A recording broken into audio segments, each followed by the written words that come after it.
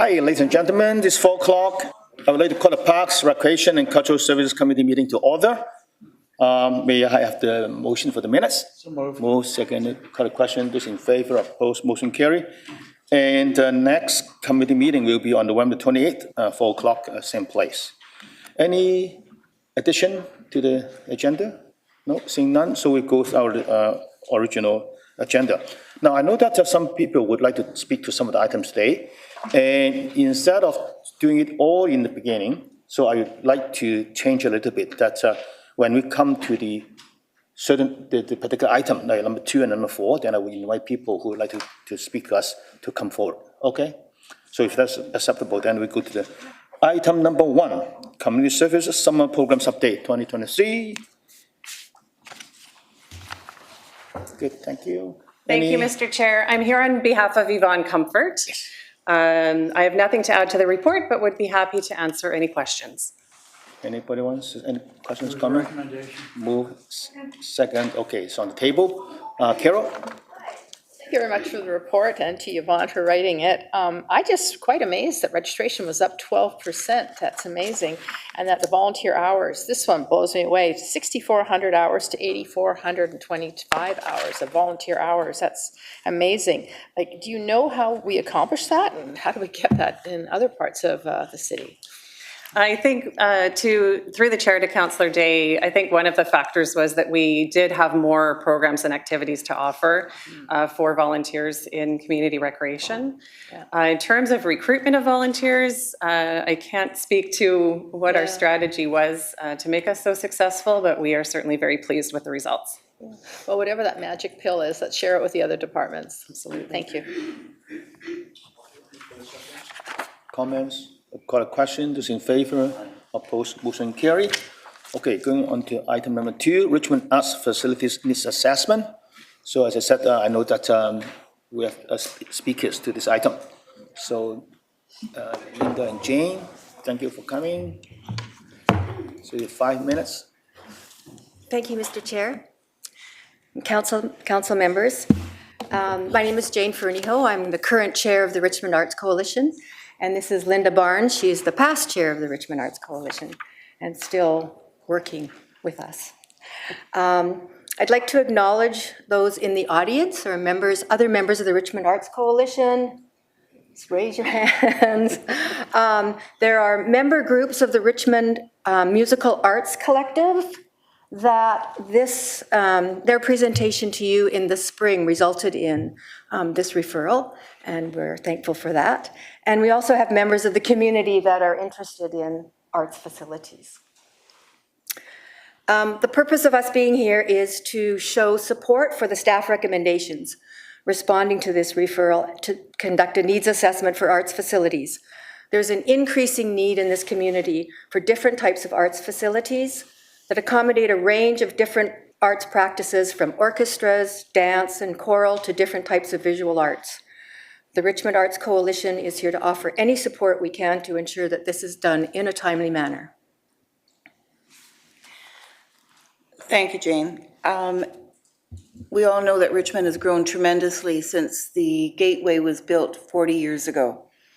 And development has changed the face of the city, leaving little space that traditionally was taken up by the arts. Churches which had filled a gap for space are redeveloping, ousting so many user groups, such as those you see. Richmond direly needs solid information to inform the city of arts requirements. Council goals support the arts and a creative city, both economically and for community cohesiveness. The Richmond Arts Coalition has been informing the city on arts needs, but now is the time to understand exactly what those needs are. And RAC offers any support we can to ensure that this is completed even earlier than the end of 2024 in order to prepare any appropriate submission for 2025 capital plan and apply for grants from other levels of government or development opportunities. So we stand ready to assist staff in this and support this needs assessment tonight. Thank you. So questions from Michael? Yes, thank you. Yeah, through the chair. To the delegates, my question is, if you were to think of maybe a great venue that's a purpose-built space for music or performing arts that's outside of Richmond, that maybe councillors or staff might go check out as we're planning a potential purpose-built space in Richmond, where would you direct us? What kind of venues do you see nearby that we don't have here? Oh, gosh, I'm going to let Jane answer that. Well, and, There's so And I- many outside of Richmond, it's hard to pick one. and, you know, I think that we would get back to you on that with consulting the groups, especially the musical arts groups that might be in the audience, where we might, that would actually come up with the best one. Because as they said in the spring, they need rehearsal space that has associated storage space for music stands and, you know, larger equipment like timpanis. Right now, we understand the Richmond Youth Concert Band, or Richmond Delta Youth Orchestra. Basically, the timpanis are in storage and they can only come out when they have a concert, and then they have to hire a band.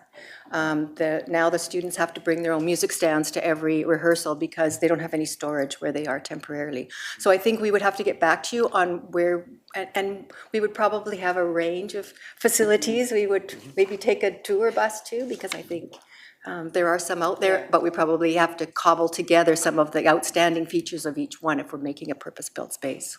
If I could just add briefly, we understand, for an example, just this one orchestra itself now has to practice in 2 different facilities, and there's not storage in either one of them.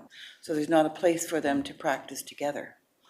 So that really creates issues. That's just one. And we're hoping all of that will come out in this needs assessment, so things like that. Any further questions? Bill? I don't have a question of the delegation, I have a question of staff, and I want to make a comment. Okay, good. So no further questions? Case? Okay. You can be excused. Yeah, I'd like staff to come forward. Thank you for the report. I can't say I'm happy with the report. And I'll explain why. You're coming back in Q2 next year, it's April to June, to go with it. And I guess my question here is, why are we not doing this now? There's need is now. We know the arts are the heart and soul of the community. I'm going to make a recommendation, Mr. Chairman. I'm a big supporter of the arts. And all we're doing is putting it off for 6 months, and we're putting, by golly, we'll put in the budget. And there are a lot of things that are coming, it needs to be done now. We have the best artists in the world of all genre in Richmond, and I can pick any category. And we've got user groups that need help, and we should be dealing with it now. And I'm not blaming staff, okay? Political. So we've got a number of major developments coming on in terms of building. We got Lansdowne coming on, and 3 or 4 others that council members know and the public wouldn't necessarily know. So my question is, I think we need to be prepared, and I think we need this report done ASAP, if not yesterday. So I'm going to suggest that we borrow $75,000 if staff can look at it between now and Monday from council contingency or our other special fund to approve this, and we can start the program within 2 weeks, and you can get yourself going and get the study going on this, and that can be repaid. If we should put it in the budget, but we're looking at $75,000. Come on, we can afford that. I can name 3 pots to get it out of. And so that's my thought, Mr. Chairman. I'd like us to move right along on this one. That's why I'm against the one-time funding next June. We'll finally get it. Let's start it at the end of October of this year. Could be a Halloween present. And get on it. It's not much money. So I know what staff are doing, no blaming of staff, okay? But I also know where pots of money are, and I'm behind this report 100%. The last time we had the report, Councillor Barnes was on council, and it was about yay thick. And if you remember that report, I suggest you bring it forward again, study it, embellish it, and put it forward. So Mr. Chairman, when we have this, I would request that staff between now and Monday, I'll look to where we can have $75,000 and we change the resolution to approve it on next Monday and not wait till next June to get on with it. I agree with everything you've done. It's just another way of funding it and putting it forward for the folks that are out there that are in it. We need to do it, but we needed to do it yesterday, so let's do it today. So that's all I'm saying. So if, through you, Mr. Chairman, staff can do that for us, and if not, I'll do it. Marie, any comments? Yes, through Councillor Au to Councillor McNulty. We don't have the right staff here today to answer that question, but certainly that's something we could look into before council on Monday. And yes, the reason for the timing is to align it with the budget process, as I there's an appreciate that. additional level coming forward. But No fault, okay. No fault of yours. Okay, but we do have money sitting in pots that doesn't get used, and we need to utilize it. Okay. Michael, you have a question? Yes, thank you. Yes, to staff. First question, simple one. Where are the locations, I'm just curious, where the Richmond Delta Youth Orchestra and the Richmond Community Concert Band got their locations? What kind of places did they find? Through the chair to Councillor Wolf, the Richmond Community Band have found a new home as renters of the premises of the Ukrainian Community Society of Ivan Franko in Richmond. The Richmond Delta Youth Orchestra, they've managed to find space using a combination of St. Albans Church in Richmond and the Performance Hall of the Richmond Cultural Center. And as was mentioned earlier, this is a short-term solution this year, and it doesn't meet their long-term needs. The music groups have agreed to continue to meet and be proactive about finding solutions, and they will come to staff for support as they feel they need it. Oh, that's incredible. St. Albans offering another use of their space. My other question involves the scope of the work. There's kind of two thoughts I have. One is at Aberdeen Park, there's that kind of outdoor concert venue stage with a little bit of a cover over it. I'm curious, one of the things this work will do, we'll look into how is that space being used, or why is it maybe not being used? I know it's fairly new on the park list, but I haven't seen or heard of anyone using that space yet. I'm just wondering what the holdup is. And then the other part, I think will be part of the scope, we'll look into zones that could use some electrification or have places where you can plug in your amps and stuff and equipment, as opposed to bringing in generators that make noise and take away from the venue. Will those be part of this? that's another one maybe I can address through the chair to Councillor Wolf. I think those types of uses we'll be bringing forward an event plan next year, and part of it will be sort of looking at our spaces and where we're holding events citywide. So this will be more about assessing community need and also doing an assessment of what we already have in the community. But I think that kind of activation would be more closely linked to the event plan. Okay, great, thanks. Good. Okay. Carol? Thank you very much. Through the chair to staff. So my question is, this report that Councillor McNulty just told us was written during Councillor Barnes' previous tenure. Is it possible to send a copy of that to everyone at council? Through the chair to Councillor Day, and maybe to Councillor Bill McNulty, I'll need to be... There was a report on the arts when Councillor Barnes and I were part of the arts way back when. She was on, I think, I'll dig a copy up if I have a copy, and I'll give it to you. Yeah. It was about 2012, 2011.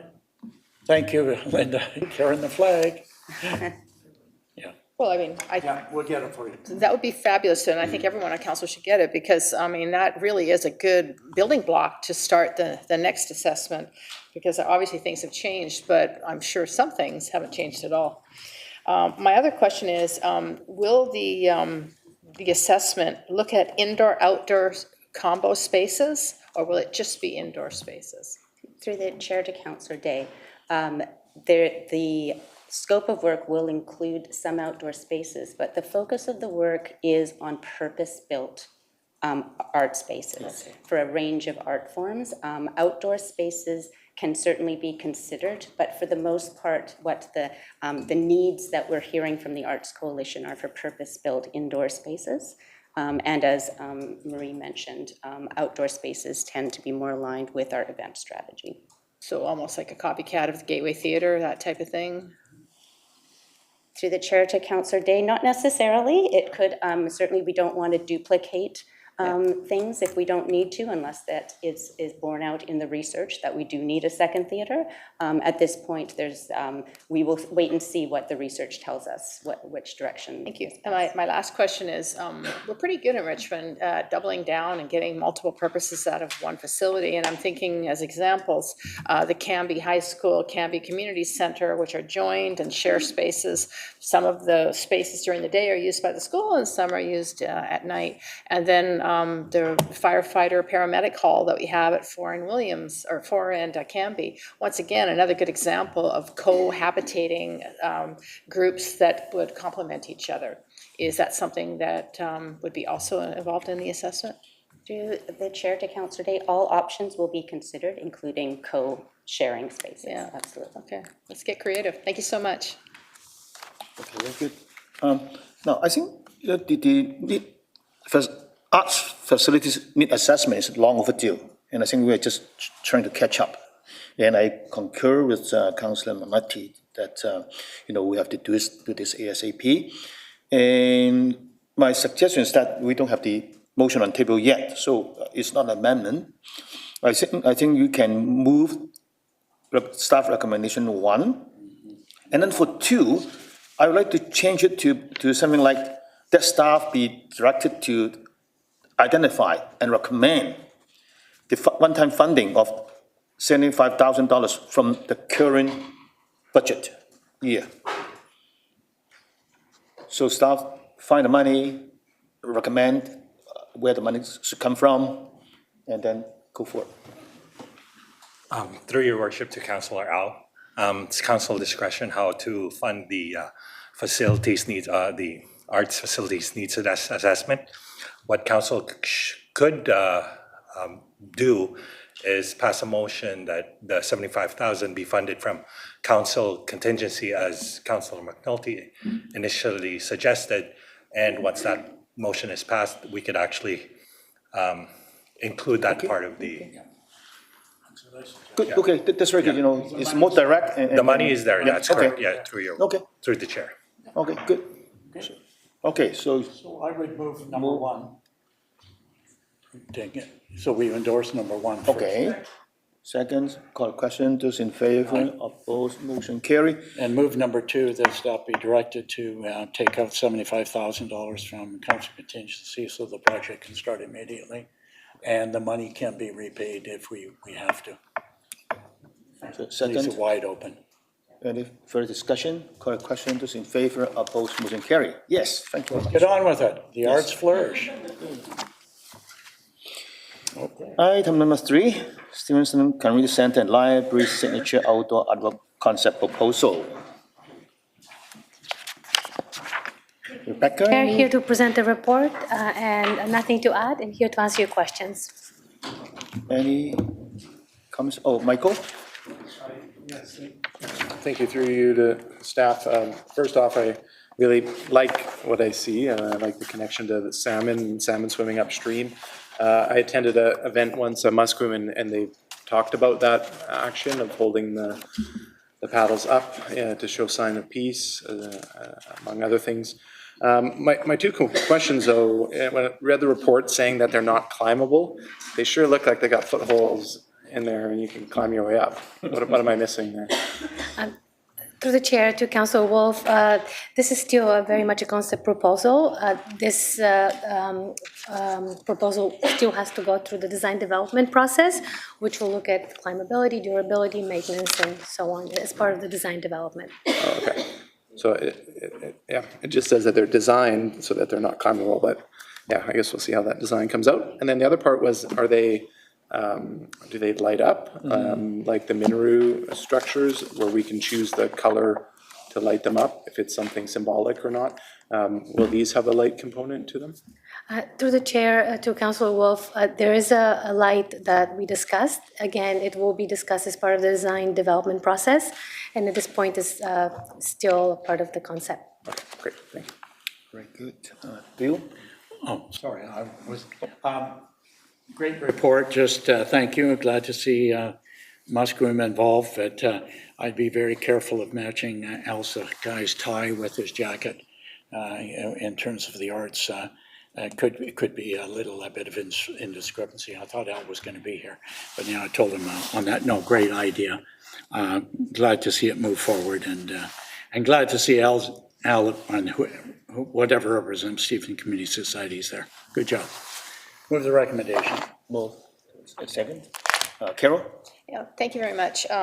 They look lovely, and I think they're going to fit in beautifully with Steveston, and I wish all public art reflected aspects of our community, so that's really great. How tall do you estimate that it will be from the ground up? Because you've got a 30 by 30 cement base, and then they're on top of that. Through the chair to Councilor Day, in the proposal, it shows about 9 feet tall, 9 feet. and there's 4 of them. Okay, good. Yeah, the reason I ask is because while I love the bronze statue we have of the firefighter in front of the fire hall, my only complaint is it's just too small. So that's much better. Thank you. Okay, no further speaker. The motion is on the table. I got a question. Those in favor, opposed, motion carry. Moving onward to number 4, Stevenson Heritage Interpretive Framework. Okay. Rebecca, anything to add to the report? To the chair, I have nothing further to add, but happy to answer any questions. Okay, Michael? Thanks. Through the chair to staff, my question just really comes up when I read on page 50 in the report. It says that there's, of the 6 city-owned heritage sites, only 4 have working interpretive plans. So which ones do not? Through the chair to Councillor Wolf, the ones that have interpretive plans are the ones that are actively presented to public. Many of our heritage sites are used for different purposes other than public heritage interpretation, and so those wouldn't require an interpretive plan. That would be like the Scotch Pond and Through the chair to Branscombe? Councillor Wolf, yes, it would be Scotch Pond, Branscombe House, yeah. That's what I kind of figured. My next question, well, relating to that, I guess of all the sites listed here, heritage sites, Scotch Pond, I've only seen it when I'm in a boat on the water, but I've never actually toured the site or know what's inside that building, if there are other future uses. And now hearing that they don't have a site-specific interpretive plan, will that be something that a referral right now would help bring about? Because on the last page of the report, it mentions here interpretation of Fraser River at Scotch Pond, unique situation. It could provide excellent opportunities to introduce new interpretation. Will our staff already pursuing that, or would you need direction from committee? Through the chair to Councillor Wolf, currently Scotch Pond is operated by the Scotch Pond Heritage Cooperative for its members for moorage. So it's not a facility that's open to public. It's not really equipped for public visitation, although we have had different events in the past where public were invited with someone from the site facilitating that visit. At the moment, it is very much equipped to service moorage. So there really wouldn't be a lot for public to engage with there. It is something that's being considered for future to look at how we might utilize that space in other ways, or how we might improve the moorage in a way that enhances the heritage interpretation overall. So it is something that is currently being worked on. All right, then I'll leave it at that. Thanks. Okay, good. No, I have to apologize that I forgot that Linda wants to make a presentation on this topic. So may I invite Linda to come forward and make a presentation? Thank you, Councillor. I just wanted to, I'm representing the Steveston Historical Society, which is referenced in this document. And I would just like to say and extend my thanks to staff for bringing this forward. I know that it's been an ongoing issue in Steveston, and I know a number of councillors have asked over years about, you know, the different roles of the different societies and the different sites and how they overlap and how they differ. And I think this document starts to kind of bring that to light. And the Steveston Historical Society had input into this, and I understand all the other ones did as well. So I think this is a really good beginning, but I think as Councillor Wolf has identified, it also shows where some of the gaps might be. But without this document, we couldn't see what we didn't know. So I think this is a great beginning, and this Historical Society definitely supports what you've got in front of you. Thank you. Okay, good, thank you. Carol? Of Linda. I have a question of, sorry. Pardon me. Thank you so much. I'm looking at all the partners involved in this, and it's great to have so many people involved from different areas. Do you think that this would benefit from having Tourism Richmond involved? Through the chair, it's my understanding that peripherally they have been, but staff can correct me if I'm wrong, but that certainly is one of the areas that I know all of us have been consulting with Tourism Richmond. They've been very active in Steveston, and there's actually another meeting tomorrow. And so I'll defer to staff to answer, but it's my understanding that they have seen this report. All right, thank you. Any questions? Okay, thank you. So this is now moved. Second, any further discussion? Now, I would like to add that, first of all, I think this is a very good report, and I like the themes, especially, three themes have been identified, right? Cultural diversity, connection to the Fraser River, and the past in our future, in our present. I really like that theme, you know, because I think when we talk about heritage, we are not all talking about the past as if they are history. I think it's linked to the present and perhaps into the future. So among all these three themes, personally, I would like to say that, okay, let's put some or more emphasis on the third one, which is we are looking into the past from the perspective that what we have right now and what we can, hope to have for the future. So I really like that. And my second comment is that it's quite unfortunate that we were not able to get the Musqueam people to be on board right now, but I'm glad that staff will keep on working with them. So what do you think, and how do you think we can move forward with, you know, making the connection with the Musqueam? To the chair, we have been working to build a relationship with Musqueam, and I'd say have had successes at a grassroots level in increasing their participation in different events and programs that are being offered.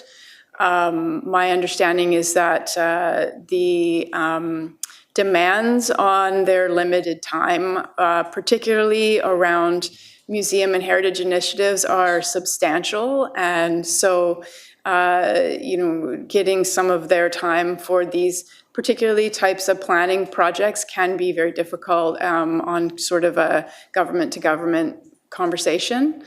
I'm optimistic that in the future, other projects will have maybe a stronger appeal to have them come to the table, and hopefully we'll see more of that going forward.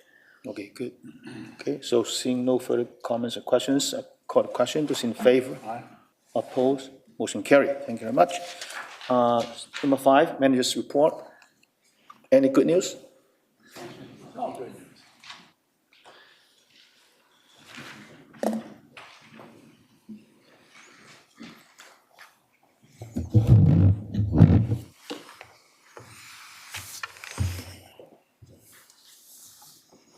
Good afternoon. Further to the memo, staff provided counsel regarding this week's upcoming Halloween events occurring around the city. Staff would like to provide a further brief update.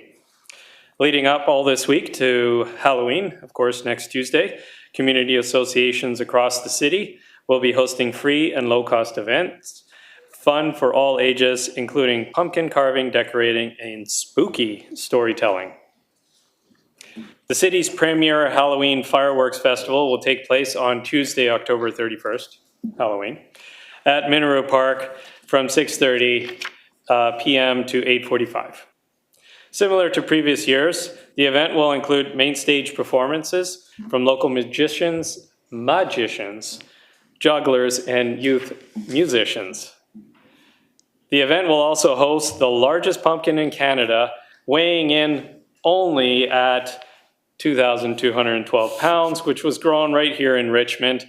And residents will have an opportunity to take pictures and meet the grower himself at the event. City Centre Community Association is supporting the event with youth volunteers who will be offering family-friendly activities for participants to engage in. The evening will be capped off, as with every year in the past, a 10-minute spooktacular fireworks display. A fireworks display will also be occurring in Burkeville, kicking off at 8:15 p.m.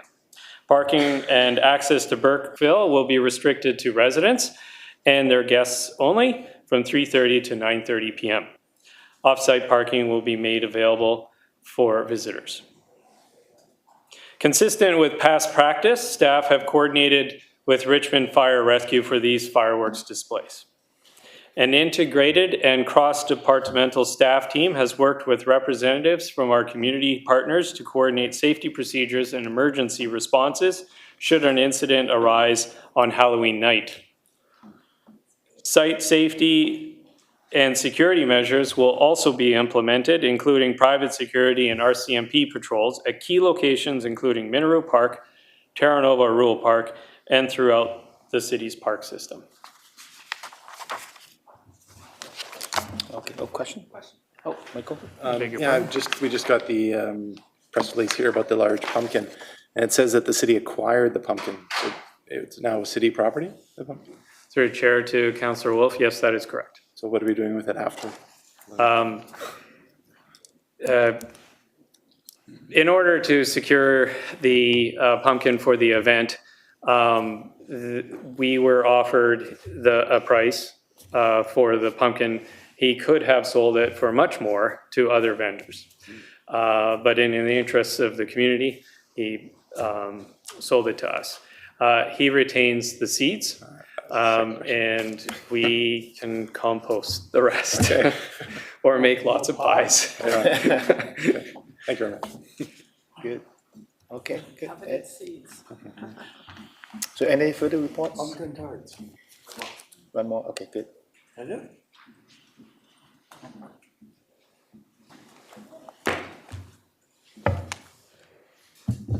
Good afternoon, Mr. Chair and PRCS Committee. I'd like to provide a quick update for the London Steveston Dog Park public engagement process. Following the last committee meeting in September, a targeted public engagement program was carried out between Monday, September 25th and Sunday, this past Sunday, October 22nd. During this period, staff also hosted 2 public open houses in the park in the morning of Saturday, October 14th, and late afternoon on Wednesday, October 18th. In total, over 100 interested residents visited the open houses. During this 4-week engagement period, over 300 surveys were received via the Let's Talk Richmond online portal, with staff also assisted some residents in filling the online survey during the on-site public open house sessions. At the moment, we are in the process of sorting and analyzing all input. Staff targets to submit a report to committee in January with our analysis and recommended next steps for committee's review and direction. Thank you. Any question? Carol? Thank you for reaching out to the public. That dog park was, I'm sure I can almost tell you what the results of those surveys are going to be.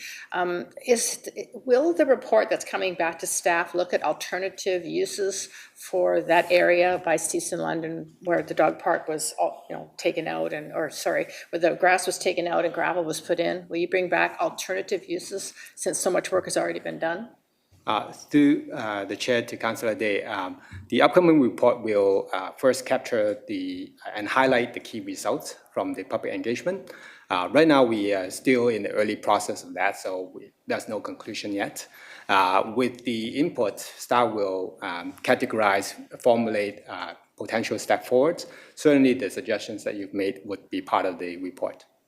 Because, I think I made the suggestion that we have a fitness circuit there. It's a great place, so close to the school. And I have some pictures of one that I visited, and if you would find that helpful. To the chair to Councillor Day, certainly, once again, we look at all options. Any options, we'll also look at the potential need for future capital submission, or we can utilize current active capital projects to support. All right, thank you. Thanks.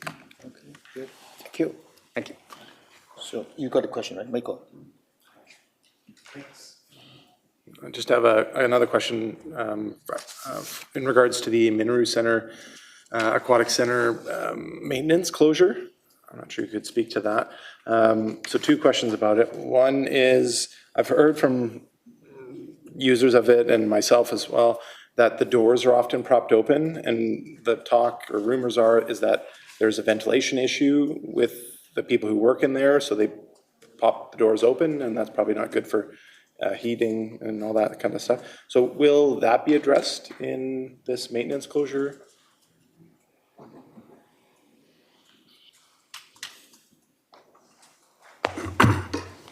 Through the chair to Councillor Wolf, we are looking at, of course, addressing all the issues related to Minaru, and that is for staff comfort, and we are looking into adjusting the HVAC to allow us to close those doors and so on. Oh, okay. So yes, we will be looking at all of those items. Okay, then my follow-up is, I have a child in swimming lessons at Watermania, and I know a lot of the washrooms and things are out of service, out of order. So I'm not sure of the timing of this, because Minaru closes on Monday, and that rush of people to now utilize Watermania. Are we able to make sure things are fixed? Through the chair to Councillor Wolf, staff will look at all of these. I am not aware of any failures of washrooms at Watermania or at Minaru, but we will look into it, and we will ensure that sufficient facilities are available for the public. Great, that's all. Thank you. So you got a question to answer? Okay. Seeing no further reports or questions, may I have a motion to adjourn? Moved. Motion. The meeting's adjourned. So we still have a closed meeting, so let's clear the room and prepare for the closed meeting.